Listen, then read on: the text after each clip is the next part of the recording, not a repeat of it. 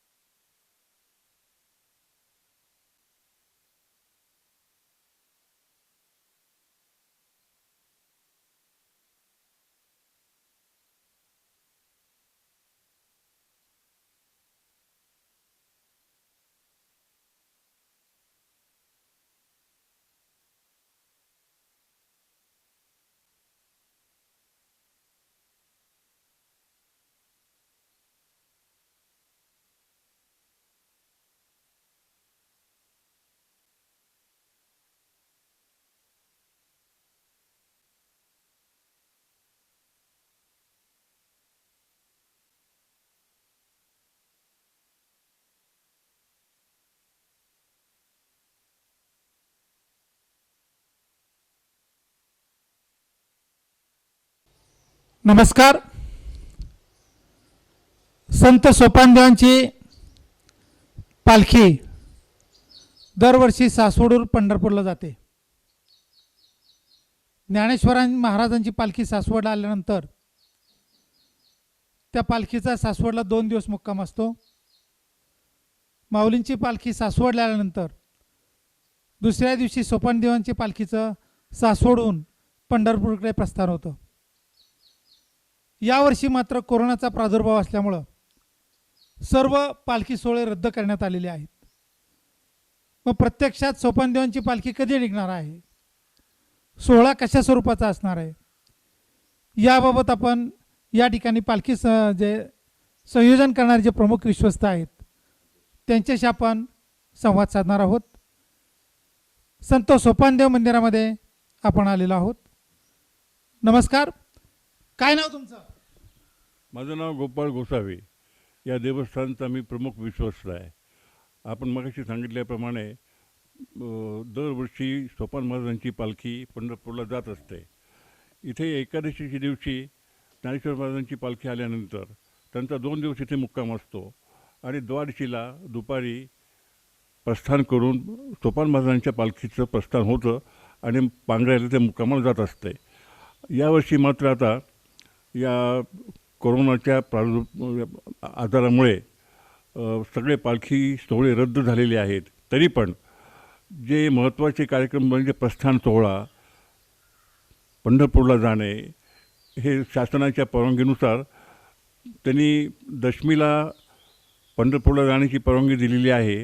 अर्थात किती माणसं बरोबर न्यायची, काय न्यायची अजून तपशील ठरायचं आहे. ते ठरल्यानंतर त्याचं नियोजन केलं जाईल. तथापि आता 18 तारखेला प्रस्थान समारंभ अत्यंत मोजक्या वारकऱ्यांच्या उपस्थितीमध्ये करण्यात येईल आणि पालखी 12 दिवस म्हणजे दशमीपर्यंत, नवमीच्या रात्रीपर्यंत इथंच मंदिरामध्येच ठेवण्यात येईल आणि शासनाच्या आदेशाप्रमाणे, त्यांच्या सूचनेप्रमाणे दशमीला पादुका, सोपान महाराजांच्या पादुका, पालखी नव्हे, दिंडी नव्हे, काही नव्हे, फक्त पादुका पंढरपूरला नेण्यात येतील. पालकमंत्र्यांच्या ज्या 2 बैठका झाल्या त्या बैठकात काय सूचना दिलेल्या आहेत? गेल्या महिन्याच्या 15 तारखेला आणि 29 तारखेला अशा काउन्सिल हॉलमध्ये पालकमंत्री माननीय नामदार अजित पवार यांच्या उपस्थितीमध्ये आमच्या मिटिंग झालेल्या होत्या. तर 15 तारखेला जी पहिली मिटिंग झाली त्या मिटिंगमध्ये ज्ञानेश्वर महाराजां आळंदी संस्थानतर्फे, तुकाराम महाराजांच्या देवस्थानतर्फे त्यांनी त्यांची ते प्रस्ताव लेखी स्वरूपात दिले होते आणि तोंडी मागणी केली होती. सोपान महाराज देवस्थानतर्फे मी आमचा एक लेखी प्रस्ताव दाखल केला होता. त्यातला मुख्य उद्देश असा होता की यावेळेला या कोरोनामुळे दिंड्या समाज जाणं शक्य नसल्यामुळे आम्ही प्रस्ताव देतानाच मुळे असा प्रस्ताव दिला की आम्हाला पायी प्रवास न करता सासवडहून थेट पंढरपूरला विशिष्ट जास्तीत जास्त 20 लोकांच्या उपस्थिती बरोबर जायला परवानगी मिळावी. तर हे प्रस्ताव दाखल केले होते. मग शासनाने त्याबाबतचा विचार करून पुन्हा 29 तारखेला मीटिंग बोलवली होती. त्या मीटिंगमध्ये पालकमंत्री माननीय अजित पवार यांनी जाहीर केलं की दिंड्यांना कुठल्याही परिस्थितीमध्ये परवानगी मिळणार नाही, फक्त पादुका कशा नेता येईल या दृष्टीने विचारविनिमय झाला. आता म्हणजे आम्ही जो प्रस्ताव दाखल केला होता, मी जो प्रस्ताव दाखल केला होता, तो केवळ सोपान महाराजांच्या देवस्थानच्या वतीने नव्हे, तर निवृत्तीनाथ महाराज, एकनाथ महाराज, मुक्ताबाई आणि सोपान महाराज या चारही देवस्थानतर्फे ही मी जी मागणी केली होती की डायरेक्ट आपापल्या ठिकाणाहून पंढरपूरला जाणे आणि पंढरपूरहून डायरेक्ट आपापल्या ठिकाणी परत येणे. तर ही शासनाने मान्य केलेली आहे. आता तपशील अजून ठरायचा आहे. त्याप्रमाणे जी शासनाचे आदेश येतील किंवा जी किती माणसं बरोबर न्यायची, काय करायचं काय नाही, त्याप्रमाणे शासनाच्या सूचनेप्रमाणे नियोजन आम्ही करणार आहोत. आपलं काय नाव? माझं नाव श्रीकांत चिंतामणी गोसावी. मी श्री संत सोपान महाराजांच्या पालखी सोहळा प्रमुख म्हणून माझ्यावर जबाबदारी आहे. आता हे मंदिराचा आपला जो मंडप आहे तो कधी बांधला आहे? हे मंदिराची बांधणी कधी झाली आणि किती वर्षाची परंपरा आहे? मंदिराची बांधणी शिवाजी महाराजांच्या काळामध्ये झालेली आहे. म्हणजे आता ह्या मंदिराच्या संपूर्ण हा जो बाहेरचा दगडी तट आहे आणि आतमधलं जे मंदिर बांधलेलं आहे याला साधारणतः आता 300-350 वर्षाचा कालावधी झाला. पण मधला जो भजन मंडप आहे, कीर्तन मंडप ज्याला आपण वीणा मंडप ज्याला म्हणतो, तो साधारणतः 1910 ह्या काळामध्ये बांधून पूर्ण झाला. त्याच्या संदर्भात सुद्धा एक जी वस्तुस्थिती घडलेली आहे ती माझ्या आजोबांच्या काळातली आहे आणि ती सांगितली जाते की माझे आजोबासुद्धा त्यावेळी पालखीला गेलेले होते आणि त्यावेळी हे बांधकाम अपूर्ण राहिलेलं होतं. पावसाळ्याचे दिवस होते, बराच पाऊस पडत होता आणि माझ्या आजोबांना म्हणजे ज्ञानोबा माऊली सासवडकर, तर त्यांना भयंकर चिंता होती की आता हे कसं होणार, हे एवढा प्रचंड पाऊस पडतो आहे वगैरे वगैरे. तर असं एक सांगतात की बाबा त्यांना दृष्टांत झाला. मग त्यांनी सोपान महाराजांना तशी विनंती केली होती की बघावं आता यातनं काहीतरी मार्ग काढावा म्हणून. मग सोपान महाराज कोणा व्यापाऱ्यांच्या वालजीबाई म्हणून कोण होते त्यांच्या स्वप्नामध्ये गेले आणि त्या वालजीबाईंनी हा 1910 साली हा मंडप पूर्ण केलेला आहे.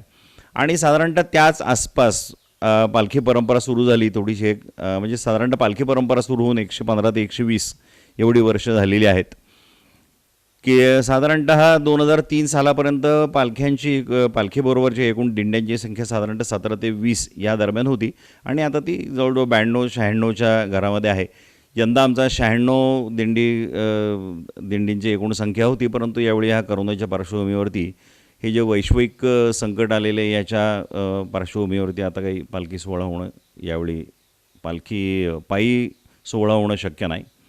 मग या संदर्भात आता अध्यक्षांनी सांगितलं त्याप्रमाणे माननीय मुख्यमंत्र्यांबरोबर जी काही चर्चा झालेली त्या संदर्भात त्यांनी बरेचसे आता निर्णय अंतिम याला आणलेले आहेत. पण आता या साधारणतः 15 ते 20 जूनपर्यंत त्यांचा तो अंतिम निर्णय त्यांच्याकडनं आम्हाला मिळेल. कारण त्यांचंसुद्धा म्हणणं असं आहे की आपण आत्ता जर निर्णय घेतले तर त्यावेळच्या परिस्थितीला ते साजेसे असतील का नाही हे सांगता येणार नाही आत्ता. कारण त्यावेळी प्रादुर्भाव काय झालेला असेल, महाराष्ट्राची परिस्थिती काय असेल, ही सगळी परिस्थिती आत्ता सांगता येणार नाही. त्यामुळे साधारणतः 20 ते 22 जूनच्या आसपास जी काही परिस्थिती असेल त्या परिस्थितीच्या पार्श्वभूमीवरती योग्य तो निर्णय घेतला जाईल. पण त्याला साधारणतः आता आमच्या अध्यक्षांनी सांगितलं त्याप्रमाणे सोपान महाराजांच्या पालखी सोहळ्याच्या संदर्भामध्ये आम्ही दिलेला प्रस्ताव असा आहे की आमची जास्तीत जास्त संख्या साधारणतः 20 जणांची असेल. याच्यामध्ये सगळेजण म्हणजे मानकरी असतील, वारकरी असतील, ट्रस्टी असतील, पुजारी असतील, सोबदार असतील, या सगळ्या लोकांचा समावेश असेल.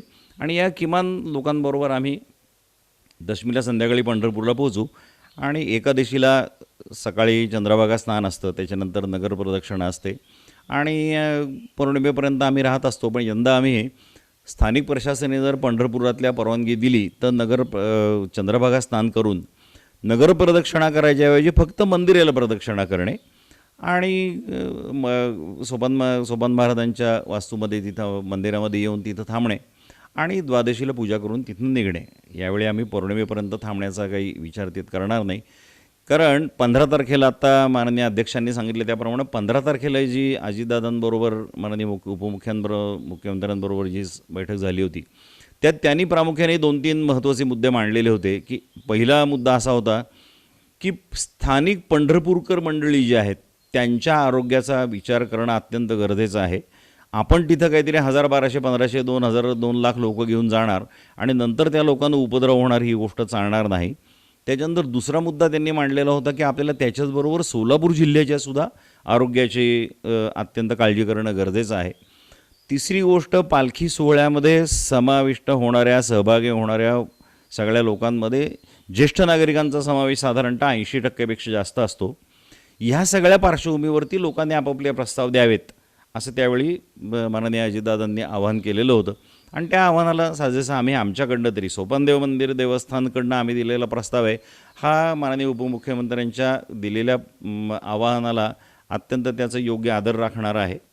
आम्ही कमाल 20 ही संख्या सांगितलेली सगळ्या लोकांची मिळून, आणि बरोबर साधारणतः 1.5 ते पावणे 2 दिवसामध्ये आमचा पालखी सोहळा हा पूर्ण होऊन जाईल, जो साधारणतः दरवर्षी आम्हाला बरोबर 1 महिना लागतो. आम्हाला जायला साधारणतः 14 ते 15 दिवस लागतात, तिथं आमचा 5 दिवस मुक्काम असतो, आणि परतीला आम्हाला 8 दिवस लागतात. असा बरोबर 1 महिन्याचा कालावधी आमचा पालखी सोहळ्याचा असतो. हा पालखी सोहळा यावेळी मात्र 1.5 दिवसामध्ये पूर्ण होईल, आणि किमान लोकांबरोबर पूर्ण होईल अशी आम्ही आमच्याकडनं एक ग्वाही देवस्थानतर्फे शासनानं दिलेली आहे. आता दरवर्षी दिंड्यांची संख्या वाढते. आपण माऊलींचा पालखी सोहळासुद्धा पाहतो की दरवर्षी माऊलींच्या पालखी सोहळ्यातसुद्धा आता वृद्धांच्या बरोबर तरुणांची संख्या, सुशिक्षितांची संख्या वाढत चाललेली आहे. आपल्या पालखी सोहळ्यामध्ये सुद्धा हाच प्रतिसाद सध्या पाहायला मिळतोय. परंतु जर अशा प्रकारे हा प्रतिसाद वाढत असताना आपल्याला या मंदिर परिसरामध्ये भक्तांसाठी आणखी सोयी सुविधा दिल्या पाहिजे, जे आळंदीमध्ये दिलेले आहेत, जेजुरीमध्ये भक्त निवास आहे, पंढरपूरमध्ये अशा प्रकारच्या सुविधा केलेल्या आहेत. तर अशा प्रकारची सुविधा तयार करण्यासाठी आपण देवस्थान ट्रस्ट काय करते किंवा काय करायला पाहिजे? तुमची काय अपेक्षा आहे? शासनाकडून काय अपेक्षा आहे? नागरिकांच्याकडून काय अपेक्षा आहे? या संदर्भामध्ये जवळजवळ गेली 5 वर्ष देवस्थानचे ट्रस्टी, विश्वस्त, देवस्थानमधले सगळे व्यवस्थापक आणि शासन या स्तरावरती आमची चर्चा चालू आहे. त्याचा एक संपूर्ण आम्ही एक ढाचा आढावा तयार केलेला आहे. तो मागच्या वर्षीसुद्धा आम्ही स्थानिक आमदारांकडे दिलेला होता, शासनाकडे तो सादर केलेला आहे. या संपूर्ण मंदिर परिसर आहे, याचा जो जुना ढाचा आहे, शिवाजी महाराजांच्या काळातला, मी मगाशी म्हटलं त्याप्रमाणे हा दगडी ढाचा आहे, याला कुठेही हात न लावता हा जो सगळा बाहेरचा परिसर आहे, मंदिराच्या मालकीची जी जागा आहे, देवस्थानच्या मालकीची जी जागा आहे, हा सगळा चांगल्या पद्धतीने विकसित करावा. आणि या विकसनाचा संपूर्ण आढावा आम्ही एक आलेख तयार केलेला आहे, त्याचा पूर्ण आर्किटेक्टकडनं तयार करून घेतलेला आहे, ज्याच्यामध्ये तुम्ही म्हणता त्याप्रमाणे आत्ता भक्तनिवासपासून येणाऱ्या वाहनांची सोय असावी, त्याच्यानंतर स्वच्छतागृहांची भरपूर मोठ्या प्रमाणावर सोय असावी, याचबरोबर चैत्र महिन्यापासून आत्तापर्यंत पालखी निघेपर्यंत सतत इथे हरिनाम सप्ते चालू असतात. त्यामुळं प्रचंड मोठ्या प्रमाणावरती भोजनाची व्यवस्था असते, भोजनाची व्यवस्था करावी लागते, त्याच्यानंतर स्वच्छतागृह लागतात. ही सगळीच एकूण जी व्यवस्था, ह्या सगळ्या गोष्टींचा एकत्रित विचार करून एक मोठा त्याचा ढाचा आडाखा तयार केलेला आहे. कागदोपत्री त्याचा संपूर्ण तयार केलेला आहे आलेख, आणि तो आम्ही शासनाकडे सादर केलेला आहे. आता ह्याच्या संदर्भामध्ये जसं त्यासाठी जे लागणारे जे काही फंडिंग आहे, त्यासाठी लागणारे जे काही धन आहे, ह्याची उपलब्धी झाल्यानंतर शासनाच्या संयुक्त विद्यमाने आम्ही हे करण्याचा विचार आहे. आणि आता आपण पाहिलं असेल की गेली 1-1.5-2 वर्ष मंदिराच्या जीर्णोद्धाराच्या कामाला सुरुवात झालेली आहे. त्यातला काही एक अल्पसा भाग आता पूर्ण झालेला आहे. आता याचं एक्सटेन्शन म्हणून पुढचा संपूर्ण तो भाग पूर्ण होईल, ज्याच्यामध्ये आता भक्त निवास पूर्ण होतील, फार मोठ्या प्रमाणावरती स्वच्छतागृह होतील. ज्ञानेश्वर महाराजांच्या इथे किंवा पंढरपूरला ज्याप्रमाणे एक दर्शन मंडप तयार केलेला आहे, तसा दर्शन मंडपसुद्धा इथं मागच्या भागीरथीच्या बाजूपासून येऊन तो समाधी मंदिरापाशी येऊन मिळेल, अशा पद्धतीने एक दर्शन मंडप तयार करणे, अशा सगळ्या विविध ज्या सोयी आहेत, या सगळ्याचा एकत्रित ढाचा करून आम्ही सादर केलेला आहे. आता तो विचाराधीन आहे आणि लवकरच त्याची कार्यान्वित होईल. तो सोपानदेव मंदिर परिसरात किती आपली जागा आहे? सोपानदेव मंदिर परिसरात एकूण आमचे हे 5 CTS नंबर आहेत. ही सगळी मिळून म्हणजे मागची जी शेतजमीन आहे, ती शेतजमीन आणि पुढची जमीन मिळून साधारणतः 6 ते 7 एकर जमीन आहे. पण त्यातला मागचा जवळ 4.5 ते 5 एकर हा तर सगळा शेतजमिनीचा भाग आहे, आणि हा पुढचा साधारणतः 1 ते 1.5 एकरापेक्षाही जास्त मोठा भाग आहे. आणि सासवड पुणे रोडवर 1 किलोमीटर अंतरावर माग आपल्याकडे जिल्हाधिकारी आले होते पाहणी करायला की त्या ठिकाणी पालखी तळ वगैरे करावा, त्या जागेबाबत काय निर्णय झालाय? ती जागा म्हणजे तुम्ही सर्वे नंबर 14 बद्दल बोलताय, तो सर्वे नंबर 14 आहे, ही गेली 100 वर्षाच्या पेक्षाही जास्त कालावधी देवस्थानच्या नावावर झाली असली तरी देवस्थानच्या ताब्यात नाही. आज त्याला देवस्थानचं वार्षिक 1,000 रुपयेसुद्धा उत्पन्न मिळत नाही, अशी परिस्थिती आहे. म्हणजे 7-12 उतार्यावर मालकी हक्क फक्त देवस्थानचा, पण प्रत्यक्षात देवस्थानला त्याचं प्रत्यक्ष किंवा अप्रत्यक्ष कोणत्याही स्वरूपाचा फायदा आजपर्यंत मिळालेला नाही, गेल्या 100 वर्षात मिळालेला नाही. मागं तुम्ही म्हणता त्याप्रमाणे इथे जिल्हाधिकारी आणि विभागीय अधिकारी आले होते, त्यांच्याबरोबर माझीच आणि माझ्या ज्येष्ठ बंधूंबरोबर एकत्रित चर्चा झालेली होती. त्यातला काही पुढचा रस्त्यालगतचा जो भाग आहे 2-2.5 एकराचा, तो ज्ञानेश्वर महाराजांच्या पालखीचा जो पालखी ज्यावेळी इथं मुक्कामाला असते त्यावेळी त्यांना देण्याच्या संदर्भात त्यांनी चर्चा केलेली होती. तर तो त्यांनी प्रस्ताव आम्हाला दिलेला होता. त्या प्रस्तावाला आम्ही उत्तरही दिलेलं होतं. अत्यंत सकारात्मक उत्तर आम्ही आमच्याकडनं दिलेलं होतं. पण तुम्हाला आत्ता म्हटलं त्याप्रमाणे की 7-12 उतारावर मालकी हक्क देवस्थानचा आहे, या व्यतिरिक्त त्याचा प्रत्यक्ष अप्रत्यक्ष कोणताही फायदा देवस्थानाला गेल्या 100 वर्षात मिळालेलाही नाही आहे आणि इथनं पुढं त्याची मिळण्याची सुद्धा शक्यता आम्हाला फार अंधुक दिसते. किती क्षेत्र आहे ते? ते माझ्या अंदाने जवळ 11.5 एकराचं क्षेत्र आहे. 13 एकराचं क्षेत्र आहे आणि रस्त्याला लागून आहे. तो खूप मोठा पट्टा आहे, सलग पट्टा आहे आणि पूर्णच्या पूर्ण. भविष्य काळामध्ये ही जी भक्तांची संख्या वाढते, विशेषतः तरुण सुशिक्षित माणसंसुद्धा या सोहळ्यामध्ये सहभागी होत आहेत. आणि आता हा कोरोनाचा प्रादुर्भाव पाहता माणसाला संपत्तीपेक्षा मानसिक समाधान हे याच मार्गाने मिळण्याची शक्यता आहे आणि अशा प्रकारचा नागरिकांचा कल वाढत चाललेला आहे. त्यासाठी अशा प्रकारे हा सोपानदेवाचा परिसर भक्तांसाठी उपयुक्त अशा प्रकारचा करणं गरजेचं आहे. त्यासाठी आपण पुढाकार कशा पद्धतीने घेणार? शासनाची मदत घेणार, खाजगी लोकांची मदत घेणार? आता आळंदीला तर त्यांनी पब्लिक ट्रस्ट केले, जेजुरीला पब्लिक ट्रस्ट केले, पंढरपूरला पब्लिक ट्रस्ट केले. आपला हा प्रायव्हेट ट्रस्ट आहे का? कशा पद्धतीने विकसित करता येऊ शकतो? सोपान मंदिर सासवड हे सुद्धा जानेवारी 1954 6 जानेवारी 1954 या तारखेला पब्लिक ट्रस्ट म्हणून त्याची नोंदणी झालेली. हा सुद्धा पब्लिक ट्रस्ट नाही 54 सालापासून, म्हणजे जवळजवळ आज 66-67 वर्षे याची नोंदणीसुद्धा पब्लिक ट्रस्ट म्हणूनच आहे. आणि पब्लिक ट्रस्टच्या अंडर ज्या काही कायदेशीर बाबींची पूर्तता करायची असते ती दरवर्षी सालाबादप्रमाणे केली जाते.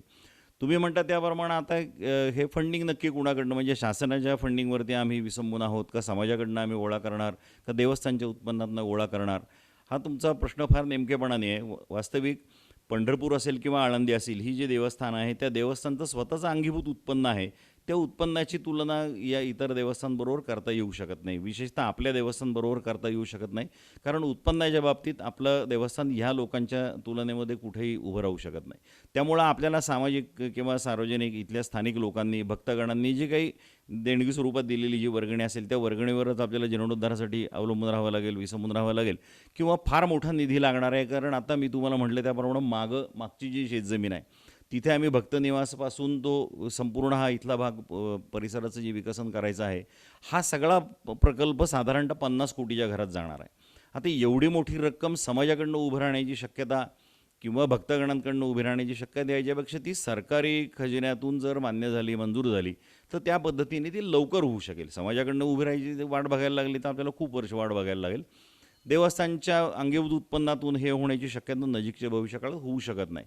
त्यामुळं शासनाच्या फंडिंगवरतीच विसंबून राहून आपल्याला हे करायला लागेल. अर्थात याचा असं आहे की हा काही सगळा 50च्या 50 कोटीचा प्रकल्प आपण काही एका रात्रीत किंवा एका वर्षात पूर्ण करणार नाही, तो टप्प्याटप्प्यानेच आपण पूर्ण करणार आहोत. त्यामुळे ही रक्कम जी लागणार आहे ती टप्प्याटप्प्यानेच लागेल. पण जशी जशी आता ही उपलब्ध होईल रक्कम त्याप्रमाणे आपण त्याच्या प्रगतीपथावरती जाऊया. काय नाव? गोविंद नारायण जोशी. आता दररोज आपल्या इथं पूजा अर्चा कशा पद्धतीने तुम्ही करता? पहाटे 5:30ला काकड आरती असते. गावातले एक भक्तगण, चोपदार वगैरे भजन असतं बाहेर आणि त्या भजनावर आतमध्ये महापूजा केली जाते. दही, दूध, काही महिला येतात. अशा पद्धतीने 5:30 ते 6:30 1 तास पहाटेच्या आमच्या पूजेला लागतो आणि ती संपूर्ण पूजा सोहळ्यामध्ये असते. म्हणजे पुजारी सोडून इतर भाविकांना आतमध्ये प्रवेश नसतो. आरती झाल्यानंतर मग सर्वांना दर्शनासाठी खुलं असतं. सध्या मंदिर बंद आहे, मग काय कशा प्रकारे? मंदिर जरी बंद असलं तरी जे नित्यनेमिक कार्यक्रम आहेत आमचे, पहाटेची पूजा, दुपारचं नैवेद्य, सायंकाळचा पोशाख आणि संध्याकाळची शेज आरती, हे आमचं ठराविक 4-2 लोकांमध्ये शासनाने दिलेल्या नियमाप्रमाणे त्यांचं अंतर राखून नित्यनेमिक कार्यक्रम चालू आहेत. तुमचं गोकुळ किसन काळे सोनोरी. काय व्यवसाय आहे तुमचा? शेती. शेती. कधीपासून सोपानदेव मंदिरात येतात? 18-19 वर्ष झालं मी नित्य वारीला जातो. तात्याच्या संदर्भात होतो आम्ही, पण ते आम्हाला सोडून गेले तर 2 महिने झाले. तर तिथून पुढं आता त्यांनी माझ्याकडे भार दिला आहे. मला अध्यक्ष म्हणून नियमावली ती निघून गेले आमच्यातून. कशाचे अध्यक्ष आहात तुम्ही? त्या दिंडी सोहळ्याची आपली ट्रस्टची. आता गेली 4-5 वर्षात दिंडींची संख्या वाढली. हां, वाढली ना. 5 वर्षात तात्याच्या काळापासूनच वाढली. पुढं तात्याने विस्तार वाढवला पुरंदरमध्ये सगळा. तिथून पुढे या दिंड्या वाढल्या. मग नाही तर आम्ही 12 नंबरला होतो पहिलं. आता हा जो आपला मोठा पालखी सोहळा वाढलाय, 96 दिंड्या झालेल्या आहेत, सासवड पासून पंढरपूरपर्यंत जास्त असताना आपल्याला नेमक्या काय अडचणी येतात वारकऱ्यांना त्या पालखी सोहळ्याबरोबर जातात तर तुम्हाला काय अडचणी वाटतं? अडचणी तसे नाही काय आहेत बरं का, ते शासनाच्या गाड्या बिड्या ती येतातच, पण जास्त माऊलीसारखं इकडे जास्त सुविधा आमच्याकडे नसती, कारण हा गरीब समाज आला व्हायचा थोडा काकाचा. याची तेच मी तुम्हाला म्हटलं की नेमकी आपल्या अपेक्षा काय आहेत, आणखी काय मदतीची अपेक्षा आहे की जे माऊलींच्या पालखीबरोबर मिळते आणि आपल्याला मिळत नाही. ह्याच्या गाड्या असाव्यात, आपल्या डॉक्टरच्या गाड्या असाव्यात, कुठे बाकी सुविधा असा, पाण्याचे टँकर काय काय लोकांना मिळत नाहीत, त्याच्यामुळं काय काय लोकांचा हाल होतं. आणि जागा मला उपलब्ध नाही जागोजागी, मी दिंड्या रावट्या करता. हां, त्या अडचणी 2-4 ठिकाणी आम्हाला. प्रस्थानाच्या वेळेस ज्या पालख्या इथं येतात त्या दिवशी इथं जी गर्दी होती त्यासाठी काय योजना करता येतील आणखी, तुम्हाला काय वाटतं काय करायला पाहिजे? आता इथं जागाच कमी असल्यामुळे लोक बाकीची बाहेर असतात, काय नियमित लोक आता येतात, प्रस्थान होतं मग, कारण जागा कमी आहे ना, बाकीचे लोक बाहेर थांबतात. आणि नियमित काय लोक असतात ते आपलं घेऊन तेवढं प्रस्थान होतं, तरी बी गर्दी आत होती लय मंडपात, अशा हिशोबाने. ठीक आहे. काय नाव तुमचं? मनोज रणवरे. किती वर्षापासून सेवा करतात? 30 वर्ष झाले.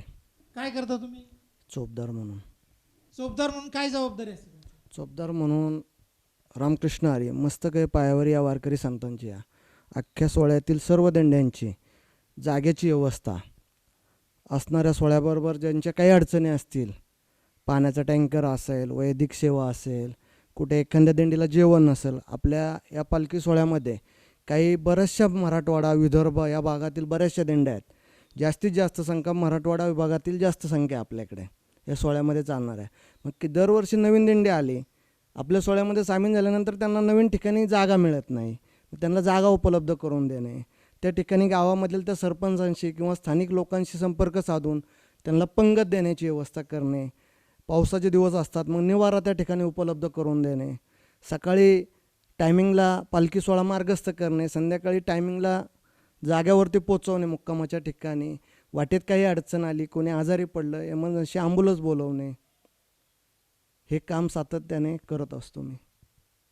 अतिशय महत्वाची जबाबदारी तुमच्यावर आहे. नाही, सर्वच करतात, पण सोहळ्यातील काही ज्या अडचणी असतात ते आमचे प्रमुख विश्वस्त असतील, पालखी सोहळा प्रमुख असतील, बाकीचे जे मंडळी आहेत ह्या सर्वांच्या विचारविनिमयाने हे सगळं कार्यक्रम चालत असतो आणि सर्वांच्या सल्ला मसलतीनेच ह्याचे नियोजन केलं जातं, निर्णय घेतले जातात. ठीक. मी सिद्धेश हरिभाऊ शिंदे. आमचे वडील देवस्थानचे चौकदार आहेत, हरिभाऊ शिंदे चौकदार. काय वय आहे तुमचं? वय आत्ता माझं 27 वय वर्ष. शिक्षण? शिक्षण ग्रॅज्युएशन कंप्लीट झालं आहे माझं आणि आत्ता नोकरी करतो मी, दिलीप झेंडे म्हणून त्यांच्याकडं नोकरी करतो. काय म्हणून? मॅनेजर म्हणून मी त्यांचा सगळं व्यवहार बघतो. आता इथं जो पालखी सोहळा प्रत्यक्ष आता तुम्ही किती वर्ष पाहताय? जवळजवळ 10 वर्षापेक्षा जास्त वर्ष झाली, लहानपणापासून बघतो मी. आता या सोहळ्यामध्ये भक्तांना अधिक सुविधा दिल्या पाहिजे, सोहळा आपला चांगला झाला पाहिजे आणि यामध्ये भक्तांची वाढ झाल्यानंतर अधिकच्या सुविधा दिल्या पाहिजे. तुम्हाला काय वाटतं काय दिलं पाहिजे? हे महत्त्वाचा मुद्दा काय आहे की आमचे जे प्रमुख विश्वस्त आहेत गोपाळ काका गोसावी, तसेच आमचे पालखी सोहळा प्रमुख आहेत श्रीकांत काका गोसावी, तसेच हिरू काका गोसावी, हे इतकं वय असतानासुद्धा त्यांचं सातत्याने ह्या गोष्टींसाठी पाठपुरावा असतो. गोपाळ काका पुण्यात असताना वारंवार जिल्हाधिकाऱ्यांची भेट घेणं, वारंवार प्रशासनाशी भेट घेणं, आमचे वडील असतील, रणवरे महाराज असतील, हे सगळे सातत्याने या गोष्टींचा पाठपुरावा करतील. तर शासनानेही थोडंसं माऊलींच्या किंवा तुकाराम महाराजांच्या सोहळ्यासारखं आमच्या सोहळ्याकडेही लक्ष द्यावे. वैद्यकीय सेवा असतील किंवा शासनाच्या ज्या पोलिसांच्या सेवा असतील किंवा ठिकठिकाणी पालखी तळांचे काही जे प्रश्न आहेत ते आमचे मालक सातत्याने त्याचा पाठपुरावा करत असतील तर थोडंसं त्याच्याकडे शासनाने गांभीर्याने लक्ष द्यावं, अशी आमची तरुणांची किंवा सोहळ्यात आता तरुणांचं लक्षणीय असं उपस्थिती आहे. आय टी दिंडी आहे, तुम्ही ऐकलं असतील, फेसबुक दिंडी आहेत, आय टी दिंडी आहेत.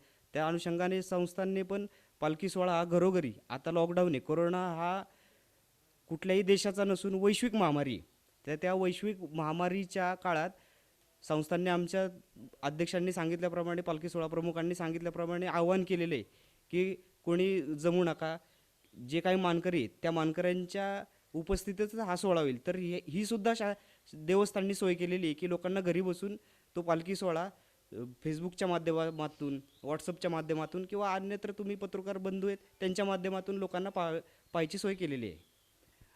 इतरही सोडून देवस्थानमध्ये जे कार्यक्रम होतात, आमचे मालक हिरू काका गोसावी इथं उपस्थित असतात, पुजारी आमचे गोविंद काका जोशी उपस्थित असतात, वारंवार गोसावी बंधू पण इथं उपस्थित असतात. आमचे वडील चोपदार कायम इथं 30 दशकं सेवा झाली त्यांची, ते आम्ही सगळे उपस्थित असतो. तर हे सगळ्या कार्यक्रमांची माहिती सोशल मीडियातून लोकांना भेटती. अजून लोकांनी जे काय आमचे देवस्थानचे जे पेज आहे, फेसबुक पेज आहे, संत सोपानदेव समाधी मंदिर संस्थान नावाचं, त्याला लाईक करावं. त्याचबरोबर वैष्णवांचा जिव्हाळा हे पेज आहे, हे पण आमच्या सोहळ्यासोबत असतात. कोण चालू ते कृष्ण आयनाळ म्हणून आहेत आणि भागवत पाटील म्हणून आहेत, आणि संस्थांचं पेज मी चालवतो.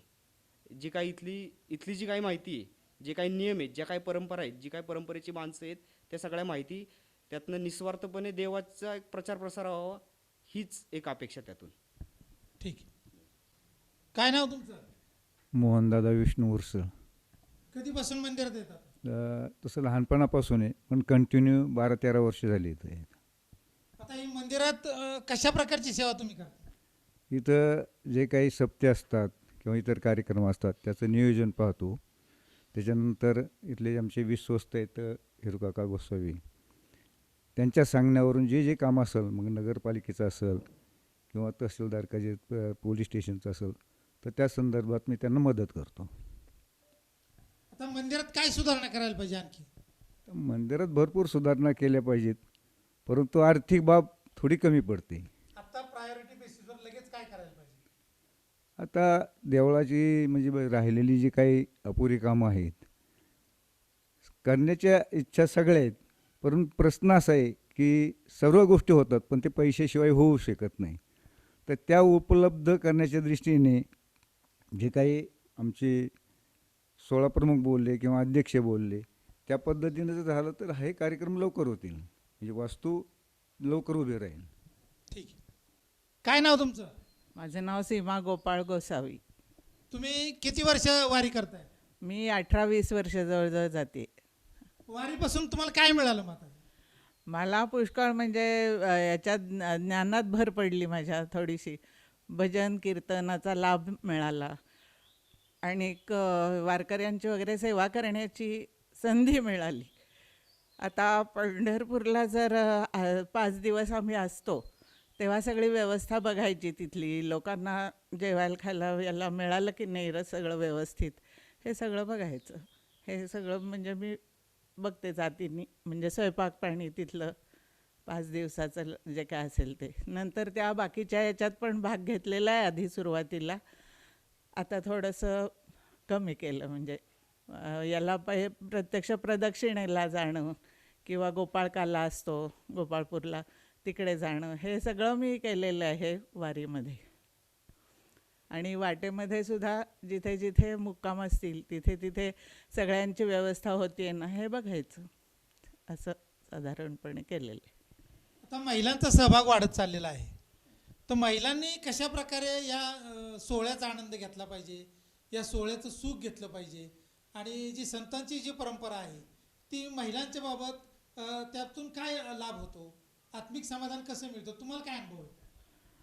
आत्मिक समाधान तर मिळतंच, म्हणजे सगळं भजन पूजन कीर्तन सकाळपासनं त्याच याच्यात सगळं घरचं सगळं विसरायला होतं. तर सगळे ज्या बायका असतात त्या साधारणपणे वारकरी म्हणून ज्या येतात त्या भजन म्हणजे टाळ बीळ हातात घेऊन अगदी व्यवस्थित भजन म्हणत वगैरे सगळे ह्यांचे तुकाराम महाराजांचे अभंग हे ते असं म्हणत म्हणत आनंदाने सगळी वारी करत असतात. तर त्यांना तो आनंद मिळतोच, म्हणजे प्रश्नच नाही. तसंच मलाही त्याचा लाभ आता 18-20 वर्ष मिळतो आहे. म्हणजे मी आधी शाळेत शिक्षिका होते, पण ते मी नेमकी रिटायर झाले आणि 58 वर्ष पूर्ण झाली आणि माझ्याकडे हे आलं, म्हणजे योगायोगानी, आणि त्यामुळे मी ते व्यवस्थितपणे पार पाडण्याचा प्रयत्न करते. बायकांनी पण अशाच प्रकारे सहभाग घ्यावा आणि यात आनंद वाटतो की ज्या बायका अगदी शेतात काम करणाऱ्या आहेत त्यासुद्धा पेटी वाजवतात, टाळ वाजवतात, कोणी कोणी तिथे उभं राहून कीर्तनसुद्धा करणाऱ्या अशा बघितल्या की जरा आनंद वाटतो. आता सध्या तुम्ही कोरोनाचा प्रादुर्भाव जगभर आहे, वैश्विक ते संकट आहे, आणि या काळामध्ये या मानवाच्या असं लक्षात आलं की आपल्या गरजा फार मर्यादित आहेत. म्हणजे 7 स्टार हॉटेलच्या मालकांनी देखील इटलीमध्ये आत्महत्या केली की आपले नातेवाईक गेले, त्याच्यावर लस नाही. अमेरिकेत देखील हजारो लोकांना त्या ठिकाणी मृत्यूला सामोरं जावं लागलं. आता अशा या काळामध्ये आपल्या इकडं महाराष्ट्रात विशेषतः या संतांची जी शिकवण आहे की 10-15 दिवसाच्या सोहळ्यामध्ये लोक पायी चालत जातात, एक वेगळ्या प्रकारचा आनंद घेतात आणि वर्षभर पुरेल अशा प्रकारची एनर्जी या पालखी सोहळ्यामध्ये महिलांना असेल, पुरुषांना असेल, शेतकऱ्यांना असेल, सर्व प्रकारचे लोक जात धर्म वंश सगळं विसरून यामध्ये सामील होतात. मग तुम्ही आता नवीन पिढी जी आहे, तुम्ही शिक्षिका आहात लक्षात घ्या, तर नवीन पिढीने या सोहळ्याचा कशा प्रकारे साक्षात्कार घ्यावा, अनुभव घ्यावा, अनुभूती घ्यावी, तुम्ही काय सांगू शकता? तसं म्हणजे बघितलं तर म्हणजे माझा काय एवढा अधिकार नाही आहे हे सांगण्याचा, पण जे कीर्तनकार वगैरे त्यांच्या ते सांगतच असतात सगळं. आम्ही सुद्धा घरी टी व्हीवर वगैरे जी कीर्तन परंपरा आहे त्याचे जे कार्यक्रम असतात ते बघतो आणि बायकांनी पण त्याच्यात सहभाग घ्यावा जास्त करून. याच्याहून काही नाही जास्त. आणि पुण्याला जी व्हायरस रिसर्च सेंटर वगैरे आहे त्याच्यातून जास्तीत जास्त लवकर होईल अशी माझी आशा आहे. म्हणजे करोनावर सुद्धा लवकरच मात केली जाईल आणि हे लस वगैरे त्याची म्हणा किंवा औषधं असे निश्चितपणे लवकरात लवकर तयार होतील आणि यातनं आपण बाहेर पडू अशी मला आशा आहे. धन्यवाद.